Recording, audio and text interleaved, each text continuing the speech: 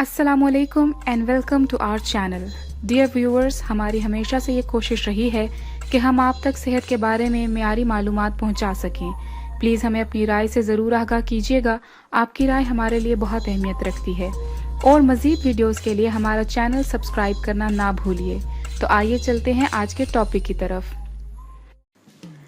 पैरों की उंगली में फंगस लगना या अनिकोमाइकोसिस बहुत आम मर्ज है, जिसकी वजह अलामत पैरों के नाखूनों में सफ़ेद, भूरे या जर्द रंग के धब्बे उभर आना है। इस बीमारी के नतीजे में नाखून मोटा होने लगता है या टूटने लगता है और कोई भी फर्द इसे अपने पैरों पर देखना पसंद नहीं करेगा।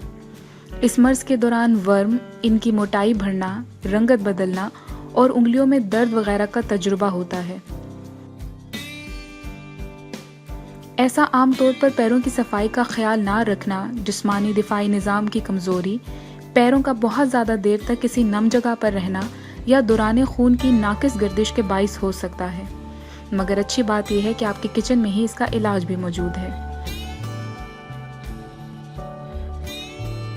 बेकिंग सोडा पैरों में जज्ब हो जाने वाली नमी को खुश्क करने की सलाहियत रखता है, जबकि ये फंगस का इलाज भी करता है। इसीलिए बेकिंग सोडा को पानी में मिलाकर पेस्ट बनाएं और इसे मुतासरा हिस्से पर लगाएं। इस पेस्ट को 10 मिनट तक लगा रहने दें और फिर धो लें। सफ़ेद सिरका भी मामूली सी तेजाबियत रखता है, जो इस फंगस से निजात के लिए जल्द में हाइड्रोजन का तवाज़न बहाल करता है। इसी तरह ये फंगस को फैलने से भी रोकता है और बैक्टीरियाज की अफजाइश को भी नाकाम करता है। इसीलिए सिरके और पानी की यकसा मिकदार को मिक्स करें और मुतासरा हिस्से को रोज़ाना आधे घंटे तक इस स्याल में डबो कर रखें। इस अमल के बाद पैरों को अच्छी तरह से खुश्क कर लें, क्योंकि अनिकोमाइकोसिस की एक वजह पैरों का तर रहना भी है। हमारे माउथ वॉश के अंदर ऐसे जरासीम कुछ अज्जा पाए जाते हैं जो बैक्टीरिया और फंगस को दूर करते हैं। सफ़ेद सिरके और माउथ वॉश की यकसा मिकदार को मिलाकर आधे घंटे तक मुतासरा हिस्से को अगर इसमें डबो के रखा जाए तो भी अनिकोमाइकोसिस का बेहतरीन इलाज हो सकता है। इसके अलावा लहसुन भी फंगस को ख़त्म करने की खसूसियत रखता है। इसमें मौजूद ऐसे अज्जा जैसे लहसुन पैरों के नाखूनों में फंगस के इलाज में मददगार साबित होते हैं। इसीलिए लहसुन को पीस कर मुतासरा हिस्से पर मल लें और फिर बैंडेज से इसको कवर कर लें। इस बैंडेज को चंद घंटों के लिए लगा रहने दें।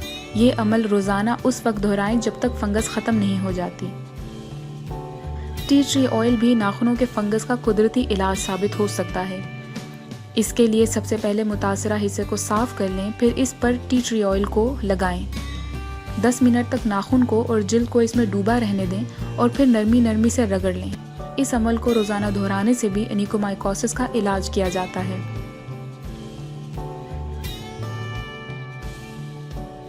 टी ट्री ऑयल की तरह ही लेवेंडर ऑयल का इस्तेमाल भी 10 से 15 मिनट के लिए रोज़ाना अगर किया जाए तो अनिकोमाइकोसिस को ख़त्म किया जा सकता है।